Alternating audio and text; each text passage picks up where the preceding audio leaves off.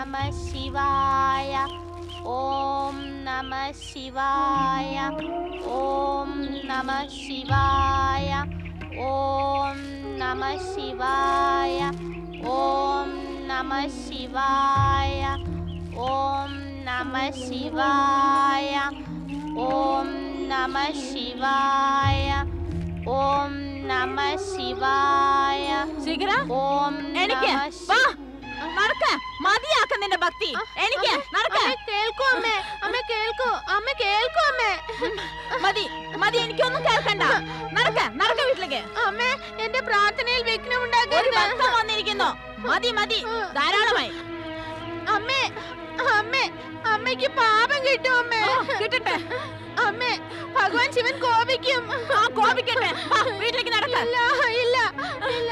നോക്കൂ. ഈ ഭഗവാനെ, എന്റെ അമ്മയോട് ക്ഷമിക്കണേ. അവർക്ക് അങ്ങയെ കുറിച്ച് യാതൊന്നും അറിയില്ല. അതിനാലാണ് ഇങ്ങനെ കാണിക്കുന്നത്.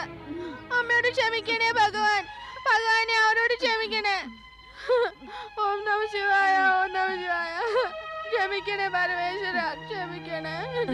ഓ മഹാപണ്ഡിത, അമ്മയ്ക്കൊന്നും അറിയില്ല, നിനക്കല്ല അറിയാം. എല്ലാം അറിയാമല്ലേ? നീ ഇപ്പൊ എന്റെ കൂടെ വരുന്നുണ്ടോ അതോ ഇല്ല? എന്നാ നോക്ക. ഇതെടുത്തോ. പരമേശ്വര, പരമേശ്വര, പരമേശ്വര.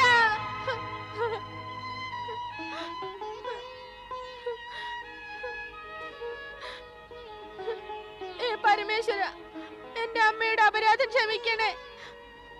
അവനോട് ക്ഷമിക്കണേ പ്രഭു. നീ വരില്ല? ഇല്ല ഇല്ല ഇല്ല, ഞാൻ ഭഗവാൻ ശിവൻ പ്രസാദിക്കാതെ വരുന്നേ ഇല്ല.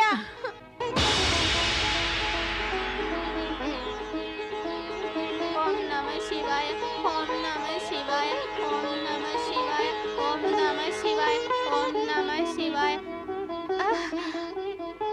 ശിവശങ്കര,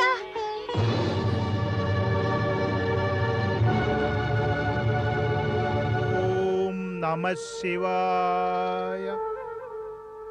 മഹാരാജ ചന്ദ്രസേനൻ ജയിച്ചാലും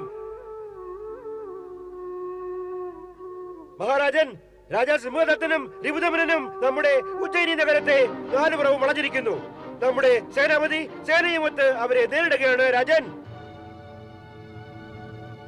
എല്ലാം പരമേശ്വരന്റെ ഇച്ഛ. ഓം നമഃ ശിവായ.